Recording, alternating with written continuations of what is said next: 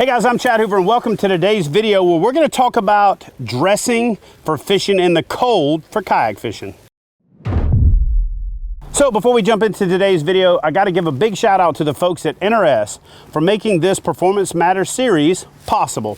Be sure to go check out their website and all their awesome products to gear up for your next adventure. So the definition of cold water varies depending on where you're from, what you've been exposed to in your life, your level of training, but I'm going to give you a basic rule to adhere to.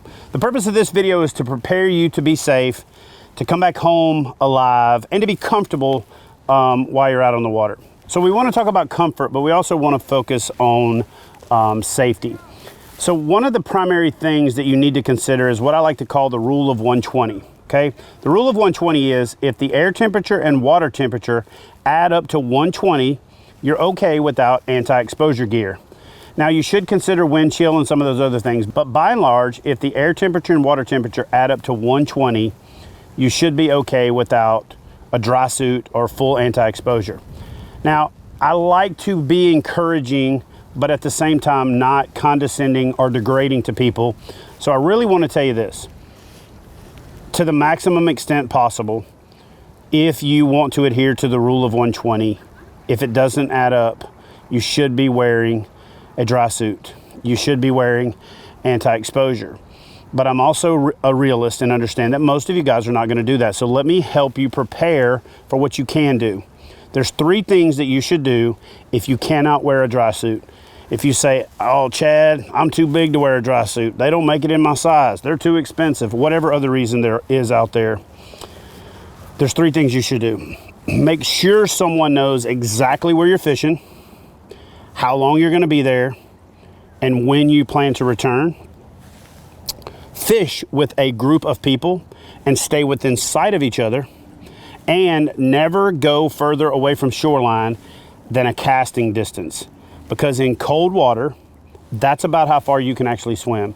Whether you believe you're a world-class swimmer or not, when you hit that cold water and your muscles tighten up and your muscles cramp, you're going to be able to swim about as far as you can cast. Now, either stay casting distance from the shoreline, which is the least recommended, but again, it's a good rule of thumb. Fish with other people, which is preferred, and also have a really good float plan where people know where you are and check in on a regular basis. Time is your enemy if you have an incident when it comes to cold water. So one of the number 1 things I like to do is be prepared with what I call a ditch bag, okay? A ditch bag is basically a dry bag that goes with me everywhere I go. If I was a school teacher, remember they used to knock on wood because this is going to be on the test. A ditch bag goes with you everywhere you go. One other thing that goes with me everywhere I go is a first aid kit, okay? One thing that I add to every first aid kit is I add fire starter. Something to start a fire, and not something where you're going to sit there and do it with a bow and drill, but something to actually start a fire. A butane lighter, a torch, a flint, and plenty of flammable, easy to light tinder, whether that's dryer lint, fire starters. You're going to have something to start a fire and a full first aid kit. We'll talk about this in another video, but a lot like my grandpa used to say, if I asked him if he had a pocket knife, he said, if I got on pants, I got a knife. If you see me in a kayak or outside my house, I got a first aid kit. A lot of that goes back to my career as a search and rescue guy in the Navy. The first half of my Navy career, I was a search and rescue guy, so I've seen a lot of stuff that most people haven't, so I'm always prepared.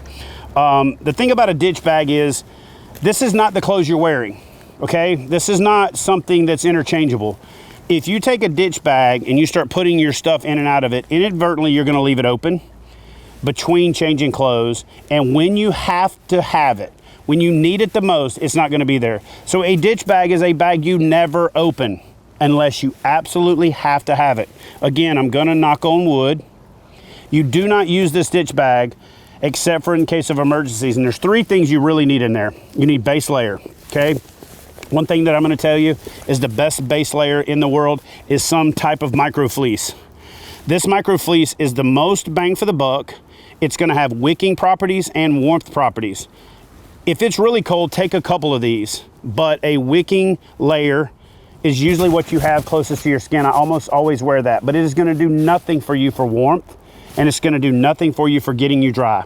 A microfiber towel is at the bottom of every bag that I take, because that's gonna allow you to have a very small footprint for a towel, but something that will get you dry.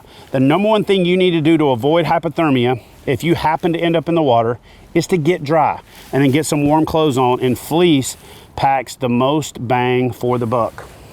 The next thing that you need, and this is something that I already pulled out because I use this on a regular basis. You need some kind of beanie or toque or whatever you call it where you're from, skull cap, and you need some type of face mask. Now, it's not hard to get people to use these anymore because pretty much they're part of our life now with COVID, but a face mask does a couple things. One, it allows you to put it over the top of your beanie and it keeps it down over your ears. It gives you some measure of wind protection. It also protects your neck, and when you're wearing it with a hoodie, it also gives you that little bit of abrasion resistance, because a lot of times the inside of hoodie materials, especially rain jackets or dry tops, doesn't have any type of lining. So this pretty much makes a hood that is going to keep you warm. There's three primary places you lose heat: your armpits, your crotch, and your head. But there's one place that people forget about, and there's one place that maybe you don't lose a lot of body heat, but it changes your perception of cold, and that's your neck. One of the things I like to do is always have two of these, because I can put one on and bunch it up around my neck, and I can put the other one on over the top of it with my beanie or my toque, and it really kind of locks down that heat loss from your head, especially if you just ended up in the water. But even if you're out there on the water trying to fish and stay comfortable in some cold conditions, a couple of these, buff style face masks can go a long ways. You can actually wear one as your hat and one as a face mask, and it's just a very versatile system. I have another pair of lightweight pants, and I have a cotton t-shirt. This is the only time that I'm ever going to tell you that cotton is good, because if you end up in the water, a cotton t-shirt has a drying element to it that none of the other ones do, and it holds that moisture away from your body, but it also provides a little bit of warmth. So once you've dried off and you put a cotton t-shirt on underneath that micro fleece, or if you put the cotton t-shirt on first to get that last little bit of moisture, you can take it off and then put the fleece on. But a cotton t-shirt goes a long ways, and this can double as your fire starter material when you get ready to start that fire, if you can't find anything else. So this is the only time I'm ever gonna tell you that cotton is king. You should have at least a cotton t-shirt, a pair of lightweight pants to wear over a base layer. I don't have the base layer in the ditch bag because I'm expecting that I have my base layer already on, but a good pair of lightweight, easy packable pants is part of a comprehensive system. And then a pair of wind protection pants, okay? So this is a two-part system. I'm gonna have my base layer, I'm gonna have my lightweight pants, and then I'm gonna have some wind pants, because when you end up in the water, to get warm, the number one thing you have to do is prevent getting colder. And the number one way to do that is to block out the wind. That's my basic system for staying safe and comfortable out on the water. Now, the other part of that system is a top. Everything starts with the top.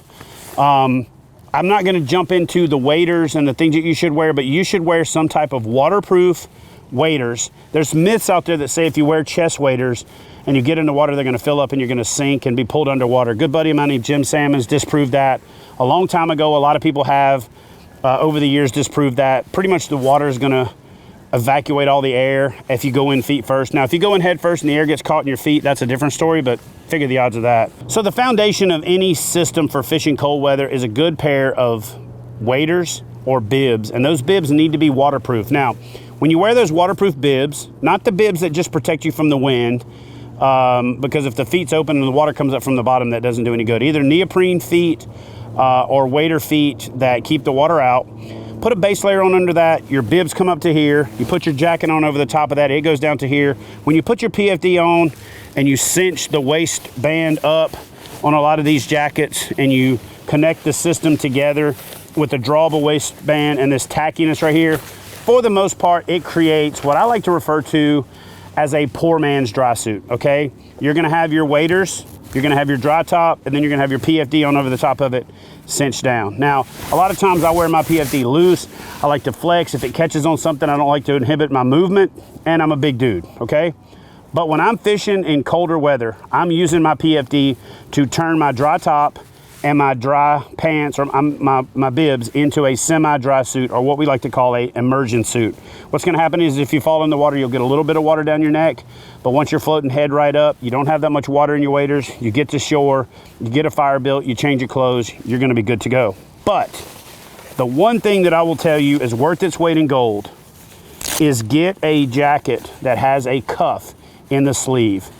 This is for the comfort part as well as the safety, but more for the comfort. When you catch a fish or you're reaching up and you got wet hands and that water runs down your armpit, one of the 3 places that I told you lose heat, armpits, crotch, top of your head. Well, if you got cold water running down the back of your arm and hitting your armpits, you're not gonna be comfortable. If you've got wet arms underneath your jacket when you're paddling, you're gonna get abraded. So these neoprene cuffs, and a lot of times even the latex cuffs, are an essential part of a cold weather paddle fishing, kayak fishing system. This jacket right here is easy to use because it zips. A lot of them are pullover style jackets. The closer I get to spring, the more I get away from the ones that are pullover, because it gets warm. It's cold in the morning, but it gets warm in the middle of the day. So I like the ability to be able to zip that jacket up. I like the fact that it's resealed right here. It's got a waterproof zipper, and I'm gonna be good to go should I have any issues. Now, the other part is I really like these articulated hoods that are designed specifically for paddling. I don't like the hoods that are designed for hiking or walking or some of those things that are not paddle sports oriented, because when you sit down and you're in a bent position, it tends to pull your hood back. And if you want it to be right, it kind of pulls on your head a little bit. But when you look at the ones that NRS makes, first and foremost, they got this visibility patch in the back, but they're designed with a little bit more articulation in mind for your arms. And they're designed so that the head cup is when you're in a sitting position and you're leaning forward a little bit paddling, you've got the ability to draw it down, and it really cradles your head. So when you put that toque on and you put that neck gaiter on, it's gonna protect that wind from hitting the back of your neck and sapping your energy and making you uncomfortable. You're gonna keep from getting that water up your sleeve. Add a pair of really nice NRS gloves to this system, and you're just gonna be, now you're not gonna be snug as a bug in a rug, because if it was easy, everybody would do it. But if you wanna get out there and find those wintertime fish before everybody else gets on the water, before there's personal watercraft zipping around, and just to extend your fishing season, you've gotta dress for that cold weather. You've got to dress to be comfortable, and you've got to dress to be safe.